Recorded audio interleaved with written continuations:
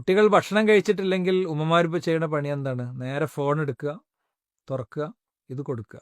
കുട്ടി ഇതിലേക്ക് ഇങ്ങനെ നോക്കും, എത്ര വേണമെങ്കിലും ഭക്ഷണം കഴിക്കും, ഉമ്മാൻ്റെ പ്രശ്നം തീരും.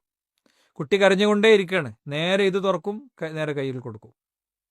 യഥാർത്ഥത്തിൽ ഇന്നത്തെ കുട്ടികളുടെ പ്രശ്നം പറയുമ്പോൾ നമ്മളത് ഒരു ലഹരിയിലേക്കും MDMA മാത്രം ചുരുക്കും. സത്യത്തിൽ ഇതിൻ്റെയൊക്കെ ശരിയായ കാരണങ്ങൾ സംഭവിച്ചു തുടങ്ങുന്നത് നമ്മുടെ വീടുകളിൽ നിന്നാണ്. നമ്മൾ ബാക്കി എല്ലാ കാര്യങ്ങളും പഠിച്ചിട്ടാണ് ചെയ്യുന്നത്.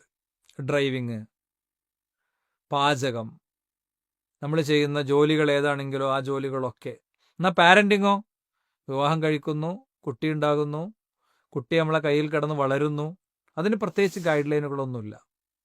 ശരിക്കും പീസ് റേഡിയോ സമൂഹത്തിൽ ചെയ്ത ദൗത്യം എന്താണെന്ന് ചോദിച്ചു കഴിഞ്ഞാൽ അഭിമാനപൂർവ്വം നമുക്ക് പറയാൻ കഴിയും. അതിലേറ്റവും പ്രധാനപ്പെട്ട ഒരു കാര്യം പീസ് റേഡിയോ സമൂഹത്തിലേക്ക് കൊടുത്ത അതിൻ്റെ സ്നേഹക്കൂടിലൂടെയും ഓൺലൈൻ കൗൺസിലിങ്ങിലൂടെയൊക്കെ കൊടുത്ത കുട്ടികളെ വളർത്തുന്നതുമായി ബന്ധപ്പെട്ട ഗൈഡ് ലൈനുകൾ തന്നെയാണ്.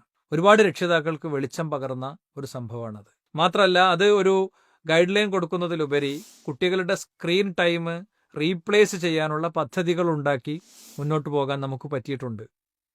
അതിൽപ്പെട്ടതാണ് ടെലിക്വിസ്, സ്റ്റാർ ക്വസ്റ്റ്.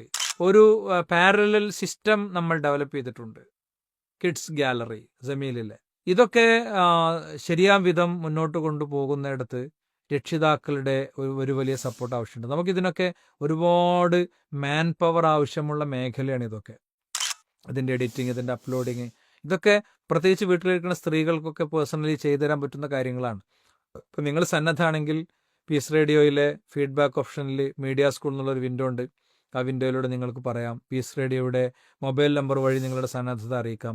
അതോടൊപ്പം റമദാൻ മാസമാണ്, സാമ്പത്തികമായിട്ട് എല്ലാവരും പീസ് റേഡിയോ സഹായിക്കുന്നൊരു സമയമാണ്. നിങ്ങളുടെ ഒരു ചെറിയ തുകയുടെ സഹകരണം കൂടി ഉണ്ടാവണം എന്നീ ഘട്ടത്തിൽ അഭ്യർത്ഥിക്കുകയാണ്.